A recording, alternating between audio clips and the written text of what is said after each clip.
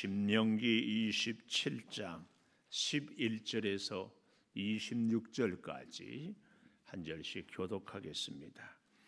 모세가 그날의 백성에게 명령하여 이르되 너희가 요단을 건넌 후에 시므온과 레위와 유다와 이사갈과 요셉과 베냐민은 백성을 축복하기 위하여 그리심산에 서고 르우벤과 갓과 아셀과 스불론과 단과 납달리는 저주하기 위하여 에발산에 서고 레위 사람은 큰 소리로 이스라엘 모든 족속에 이르기를 장색의 손으로 조각하였거나 부어 만든 우상은 여호와께 가증하니 그것을 만들어 은밀히 세우는 자는 저주를 받을 것이라 할 것이요 모든 백성은 응답하여 말하되 아멘 할지니라.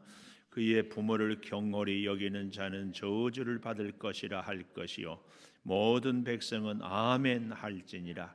그의 이웃의 경계표를 옮기는 자는 저주를 받을 것이라 할 것이요 모든 백성은 아멘 할지니라.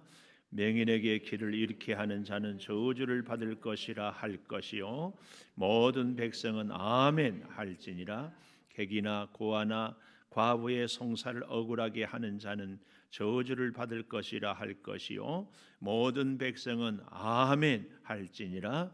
그의 아버지의 아내와 동침하는 자는 그의 아버지의 하체를 드러냈으니 저주를 받을 것이라 할 것이요 모든 백성은 아멘 할지니라. 짐승과 교합하는 모든 자는 저주를 받을 것이라 할 것이요 모든 백성은 아멘 할지니라. 그의 자매 곧 그의 아버지의 딸이나 어머니의 딸과 동침하는 자는 저주를 받을 것이라 할 것이요 모든 백성은 아멘 할지니라. 장모와 동침하는 자는 저주를 받을 것이라 할 것이요 모든 백성은 아멘 할지니라. 그의 이웃을 암살하는 자는 저주를 받을 것이라 할 것이요 모든 백성은 아멘 할지니라. 무죄한 자를 죽이려고 뇌물을 받는 자는 저주를 받을 것이라 할 것이요 모든 백성은 아멘 할지니라. 이 율법의 말씀을 실행하지 아니하는 자는 저주를 받을 것이라 할 것이요 모든 백성은 아멘 할지니라. 아멘. 오늘 또 새벽을 깨우는 은송아 너는 참 대견하다 대견하다. 엄지척 변함없이 새벽 제단을 지키는 집사님 참 훌륭하십니다. 참 훌륭하십니다. 훌륭하십니다. 이 모든 것이 주님의 은혜입니다. 아멘. 집사님 이것은 합장이야.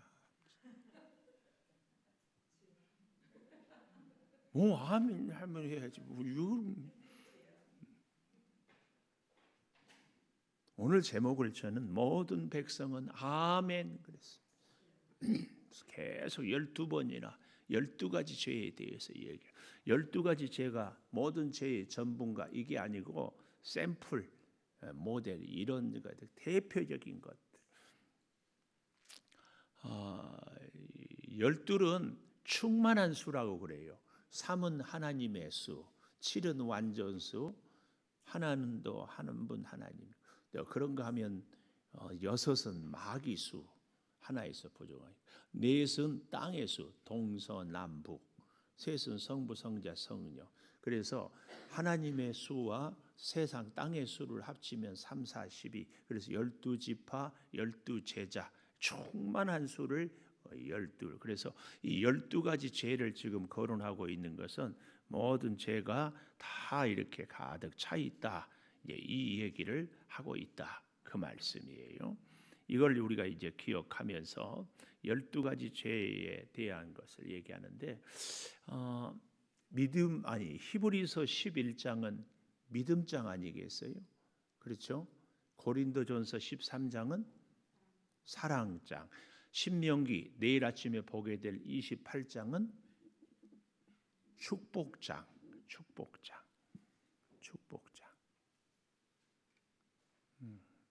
근데 신명기 28장 축복을 얘기하기 전에 오늘 바로 앞서서 축복 얘기하기 전에 먼저 저주에 대해서 가르치고 있다. 우리가 이걸 잘 아는 것이 중요합니다. 사람이요 참 괜찮은 사람은 나는 할 수 있다, 나는 능력이 있다, 이 적극적이고 굉장한 자존감이 꼭 필요하는데 그보다 먼저 알아야 될 것이 나의 한계를 아는 것이 더 중요합니다. 쓸데없이 필요하지도 않은 것, 하나님이 주시지도 않은 것, 한계를 뛰어넘은 것에 대해서 마음 쓰고 노력하고 막 할 것 없어요. 하나님이 주신 분복, 그렇다고 해서 절대로 게으르거나 포기하거나 그러라는 얘기는 추호도 아니에요. 사실은요, 하나님이 우리에게 주신 은사와 재능 마음껏 다 쓰지 못하고 거의 대부분의 사람들이 갑니다. 우리도 오늘 사실은 하나님이 왜 우리에게 사명을 주시고 직분을 주시고 은사를 주시고 이 자리에 불렀는가에 대해서 잘 생각해 봐야 돼요.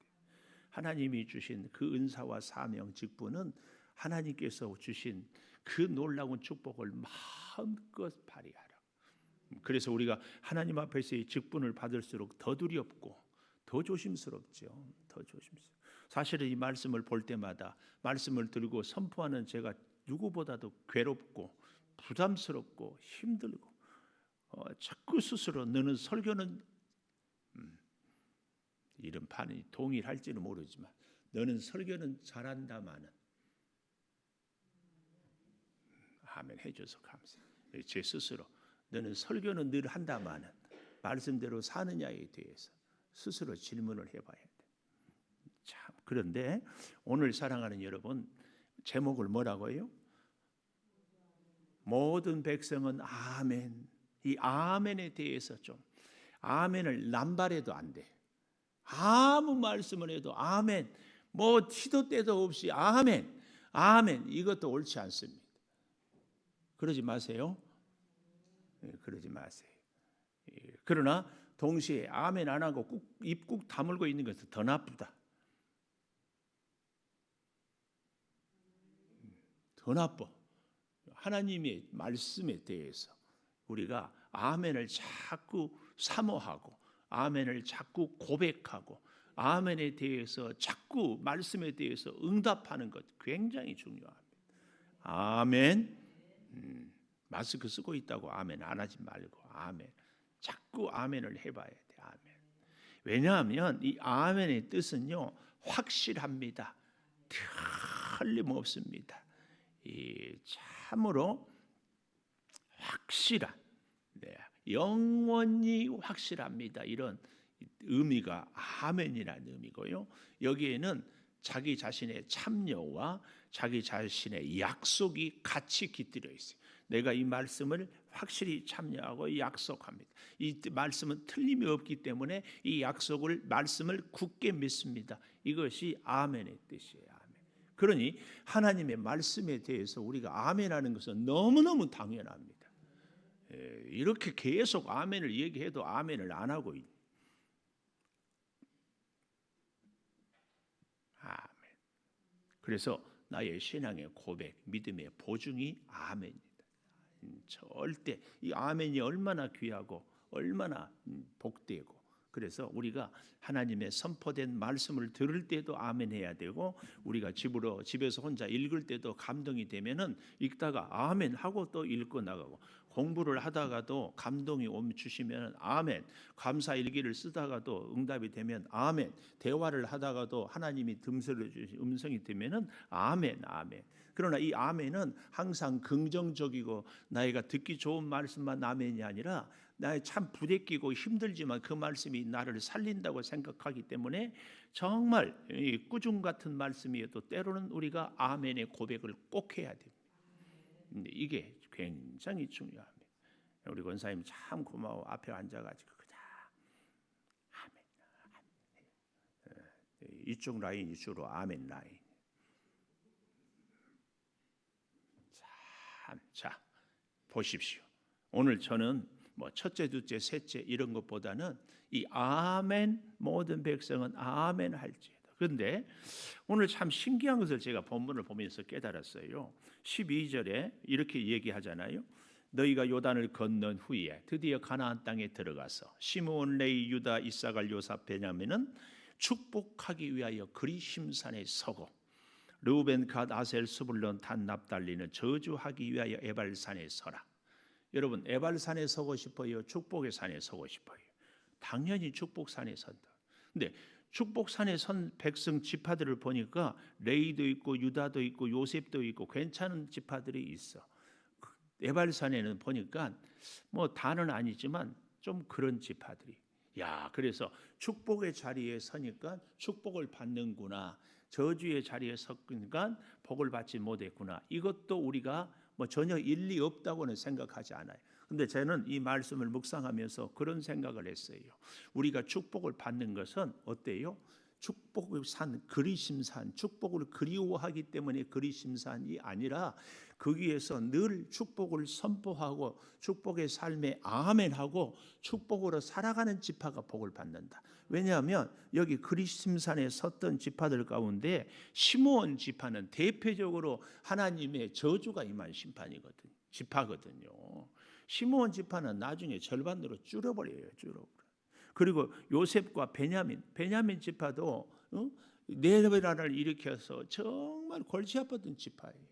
내가 그래서 이 말씀을 묵상하면서 야, 그리심산 축복에 사는 산에 서는 것보다 우리의 자리가 어떤 자리에 있는 것보다 더 중요한 것이 그 축복을 누리기 위해서 내가 축복을 입술로 고백하고 축복의 삶을 내가 살기 위해서 말씀에 순종하고 축복을 위해서 내가 헌신할 때에 복을 받는 거예요.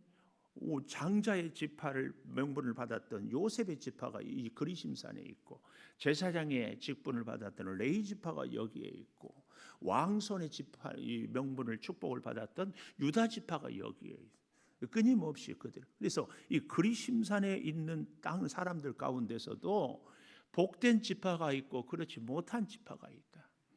이건 우리의 삶이 그만큼 귀하다. 자고 모든 백성은 아멘 할지어다. 이 아멘에 대한 것이 그러하다.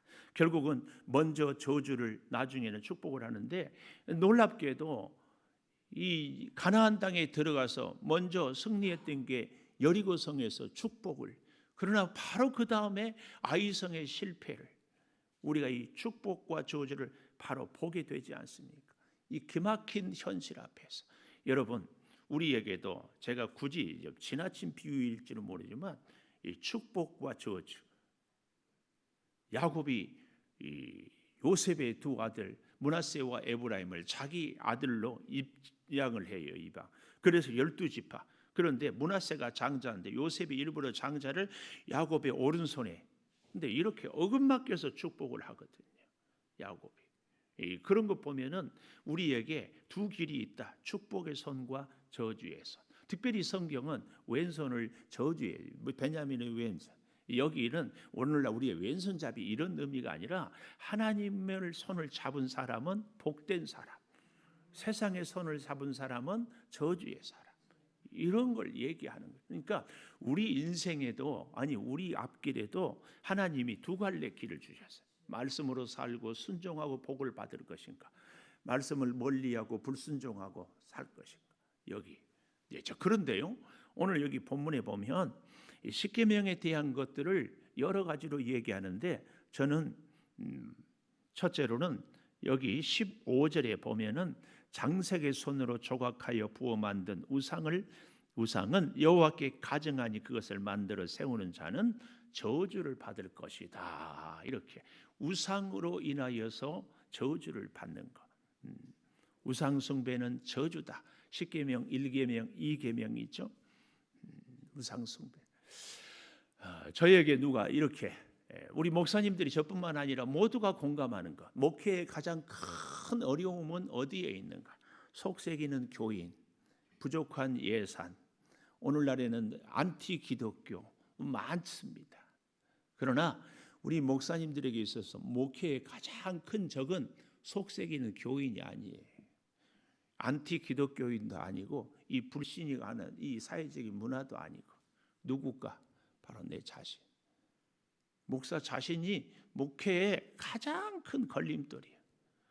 문제가 있고 일이 뜻대로 안 돼도 기도하고 하나님의 뜻을 구하고 겸손히 나아가면 하나님께서 능히 저는 그래서 우리 사랑하는 성도 여러분에게도 똑같이 적용하고 싶어요.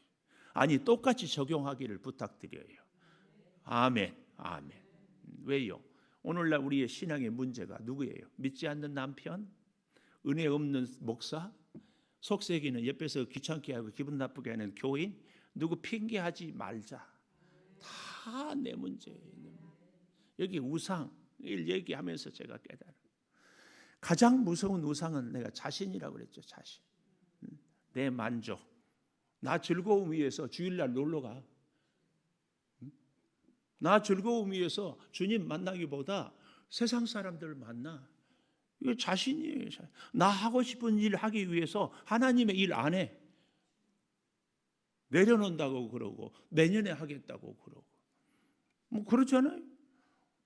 다 그런 것이 가만 보십시오. 다 내 기준이지. 믿음이 뭐냐? 저는 수없이 여러분에게 얘기한대. 믿음이 뭐라고요? 네? 아니 똑바로 얘기 봐요. 관계. 누가 물어보면은 자녀들이 물어보면 믿음은 관계란다. 저는 그렇게 정의합니다. 믿음은 관계예요. 하나님과 믿음이 좋은 사람은 관계가 참 좋아요. 관계가 참 좋아. 관계가 좋은 사람들은요 자꾸 보고 싶어. 안 보면 그립고 걱정되고 무슨 일이 있어서 새벽에 못 나온다. 그런데 자다가 못 나왔대. 막 화가 나. 어디 놀러 가서 안 왔대. 짜증나. 그런 사람은 내 솔직한 심정은 혼 좀 내가면서 신앙생활하게 했습니다. 진짜예요. 여러분 한번 잘 생각해 보십시오. 나는 막 사랑하고 나는 보고 싶은데 아니 지나친 비유인데 딴 남자 만나러 갔대. 부산까지. 이제 예를 들면 이제 그러는 거예요. 딴 일 하러 갔대. 내 손 잡고 주의 일 하자 그러니까 딴 일 한대. 화 나요 안 나요? 우리 같으면. 제가 잘 쓰는 표현 참 용서하고 들으십시오. 느헤미야가 머리를 쥐어 뜯으며 성경에 나와 있어. 저도 그런 성도들을 머리를 쥐어 잡고 뜯어서라서 여기다 앉혀놓고 싶은 것이 내 간절한 마음이. 뭐 한 거 있다고 내려놓는다고 그러고 뭐 한 거 있다고 쉬었다 한다고 뭐 잘했다고 이제 그만한다. 진짜 가슴 깊이 너무너무 하나님은 우리를 사랑하고 네 손 잡고 함께 하고 싶고 그래서 너희가 그리심산에 선 축복의 대열에서 이탈하지 않기를 그렇게 바라는데 내 자신 때문에 내 기분 때문에 내 즐거움 때문에 내 감정 때문에 다 이러고 살고 있는 우리의 모습이지 않아. 목사님 뭐 아침부터 이렇게 기분 나쁘게 하세요. 제가 분명히 얘기했죠. 저 자신을 지금 얘기한다. 목회의 가장 큰 걸림돌이 나라. 어떤 성도가 설교하는데 아멘만 안 하고 멀뚱하고 표정만 기분 나쁘고 굳어 있었어요. 그것 때문에 내가 그래. 내가 참 뭐 얼마나 얘가 참 부끄럽고 약한 존재. 극복하고 싶어. 정말 여러분 저를 위해서 기도해 주십시오. 성도들이 설교를 들으면서 표정이 아프고 굳어 있으면 얼마나 걱정되는 일이 있을까 그래야 되는데 아니 왜 저 성도는 설교를 들으면서 기분 나쁘라 하지? 뭐 나 모든 것을 이렇게 관계로 해지. 이 나의 연약함. 오늘 우상을 만들 자기를 위하여서 우상의 가장 특징은요 자기를 위하여 자기를 절대. 그리고 여기 16절에는 이 부모를 경홀히 여기는 자 저주를 받을지어다. 사람과의 관계. 그러니까 믿음이 좋은 사람은 자신과의 관계 아니 그보다 먼저 하나님과의 관계 그리고 이웃 당연히 부모님이 먼저겠죠. 사랑하는 그 이후에 20절 이하의 여러 부정한 것들은 이웃과의 관계에 대해서 다 쭉 얘기하고 있습니다. 보이지 않는 하나님을 섬길 수 없는 사람들은 보이는 부모를 공경하지 않는 사람입니다. 부모를 공경하고 특별히 저는 오늘 여기 18절에 맹인에게 길을 잃게 하는 자는 저주를 받을 것이다. 여기 이 맹인을 단순히 이 신체적으로 앞을 보지 못하는 사람으로만 우리는 해석을 하지 않았으면 좋겠다. 거예요. 영적인 맹인. 우리의 자녀들이 이게 바른 길인지 잘못된 길인지, 우리의 믿음의 후배들이 믿음 생활을 이렇게 해야 될지 저렇게 해야 될지, 이 맹인, 이 말씀을 보면서 제가 그런 회개를 했어요. 뜻밖의 영적인 맹인, 영혼의 나그네, 한 교회에 정착하고 뿌리를 내리지 못하고 이 교회 몇 년 다니고 저 교회 몇 년 다니고, 이거 영혼의 나그네 아니에요? 영적인 맹인이지. 여러분과 제가 이런 영적인 맹인들에 대해서 정말 잘 붙들고 바른 길로 가게 하고 있는지, 제가 목사여서 늘 하나님의 말씀을 들고 설 수밖에 없는데 제대로 말씀을 전하고 있는지, 동시에 부모된 여러분들이 사랑하는 자녀들에게 영적으로 잘 안내하고 있는지, 영적으로 어쩌면 우리가 세상적으로 너 공부 잘해야 돼, 세상적으로 너 돈 잘 벌어야 돼, 세상적으로 너는 출세해야 돼, 이것만 너무 많이 강요를 했기 때문에 믿음으로 살자, 이 얘기는 이제는 들리지 않고 있지 않는 거예요.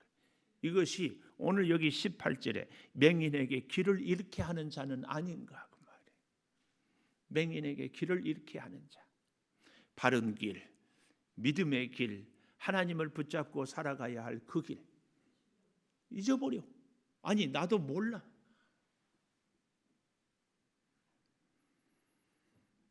여기 19절 객이나 고아나 과부, 세상의 약자 아닙니까? 영혼의 약자는 없을까? 영적인 고아, 믿음의 멘토가 없는 거죠. 영혼의 나그네 객, 정착을 못해. 내가 정말 여러분 앞에서 회개하는 게 몇 주 전에 이제 창조교회 안 나온다, 그러지 말라고 전화 통화를 했는데 또 붙들고 해야 돼. 그럴 용기가 안 나는 저의 이 부끄러운 모습들. 여러분, 우리가 참 하나님 앞에서 모든 백성은 아멘 할 때 우상을 섬기지 않는 것이 과연 무엇인가? 자기 자신보다 하나님을 위하는. 근데 이제 그럴 수 있는 사람은 사실은 딱 한 가지로 겸손한 사람. 겸손한 사람은 교만이 없는 것이 아니고, 겸손한 사람은 죄가 없는 것이 아니고, 겸손한 사람은 어떤 사람이냐? 나의 부족함, 나의 한계를 인정하고 살아가는 사람. 좀 더 정확하게 얘기하면 나는 하나님 아니고는 살 수 없습니다. 나는 영원히 죄인입니다. 그래서 제가 어버이 주일에 그런 얘기했잖아요. 부모는 자식에게 평생 죄인이고 자식은 부모에게 평생 불효자다. 우리가 주님 앞에서 나는 정말 죄인입니다. 그래서 주님 아니고는 살 수 없습니다. 주님을 전폭적으로 신뢰하고 사모하고 의지하는 사람이 겸손한 사람. 우리 성경을 좀 찾아보고 싶어요. 갈라디아서 3장 10절. 갈라디아서 3장 10절에 보면 이렇게 말씀하고 있습니다. 무릇 율법 행위에 속한 자들은 저주 아래에 있나니 기록된 바 누구든지 율법 책에 기록된 대로 모든 일을 항상 행하지 아니하는 자는 저주 아래에 있는 자라 하였습니다. 율법으로는 우리는 정죄를 받을 수밖에 없고 저주를 받을 수밖에 없어요. 율법으로는. 그런 우리는 그러면 어떻게 살아야 되는가? 로마서 8장 1절, 2절, 3절, 4절까지에 보면은 하나님께서 우리에게 참 은혜의 말씀을 잘 전해주고 있어요. 로마서 8장. 그러므로 이제 그리스도 예수 안에 있는 자에게는 결코 정죄함이 없나니, 율법 아래는 사망이고 저주뿐이지만 예수 안에는 정죄함이 없나니, 그리스도 예수 안에 있는 생명의 성령의 법이 죄와 사망의 법에서 너를 해방하였다. 생명의 성령의 법이 죄와 사망에서 너를 해방하였어.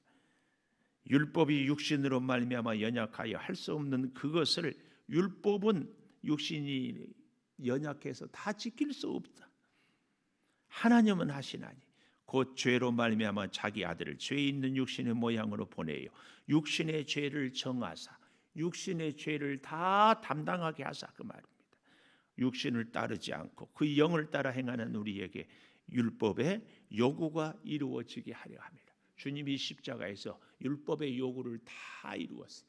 우리의 모든 죄값을 다. 그래서 나는 내 힘으로 내 노력으로 내 의로 사는 것이 아니라 예수 그리스도의 십자가 사랑으로 삽니다. 이걸 믿고 고백하는 것. 그러니까 보십시오. 겸손은 이런 겁니다. 물이 가득 차면 점점 강이 깊어지고 가지에 열매가 주렁주렁 나무에 밀리면 점점 숙여지는 것처럼 우리에게 하나님의 은혜가 충만하면 점점 예수님을 사랑하고 점점 주님을 가까이 하고 주님 말씀에 순종하고 살아가게 되는 이게 참 겸손입니다. 이게 참 겸손. 그래서 사랑하는 여러분, 제가 꼭 간곡하게 믿음은 관계다. 하나님과 내가 관계가 좋으면 좋을수록 가지에 주렁주렁 열매가 맺으면 가지가 숙여지는 거죠. 주의 사랑으로 주의 은혜로 주의 축복으로 점점 주님을 가까이 어떻게 하면 주님 사랑하고 주님 뜻을 행하고 주와 함께 하고 싶어. 그냥 주님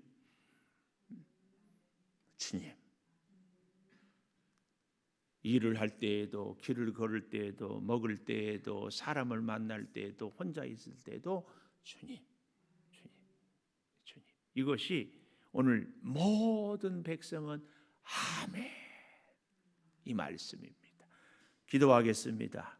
정지은 집사님 감사의 물을 드렸습니다. 아버지 하나님 참 감사합니다. 모든 백성은 아멘 그리심산의 이 놀라운 축복을 주여 우리로 하여금 이제 사모하며 살게 하여 주시니 감사합니다. 오 아버지 하나님 우리 안에 있는 우상을 제거하게 하여 주시옵소서.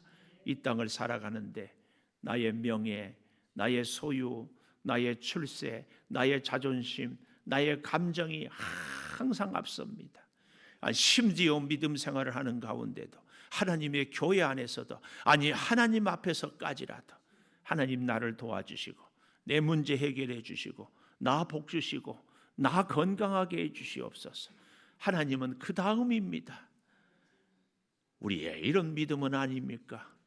사랑하는 자녀들에게 아버지 영적인 길을 잘 인도하지 못하여서 오히려 사랑하는 자녀들이 주님을 떠나 살아가고 있는 이 모습은 아닙니까?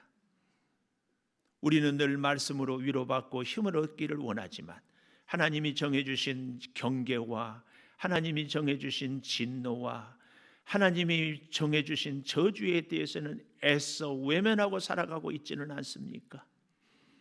하나님 앞에서 우리의 한계를 잘 인정하고 하나님이 정해주신 경계를 따라 하나님으로 함께 살아가게 하여 주시옵소서. 귀한 예물을 드리며 하나님께 소원을 아뢰며 기도합니다. 하나님 중심의 삶을 꼭 살아가도록 사랑하는 집사님에게 은혜를 허락하여 주시고 아버지 하나님과의 관계가 가장 귀한 것을 깊이 새기며 살게 도와 주시옵소서. 지금은 우리 주 예수 그리스도의 은혜와 아버지 하나님의 무한하신 사랑과 성령의 감화 감동하심이 영원토록 함께 하시옵기를 간절히 축원하옵나이다. 아멘.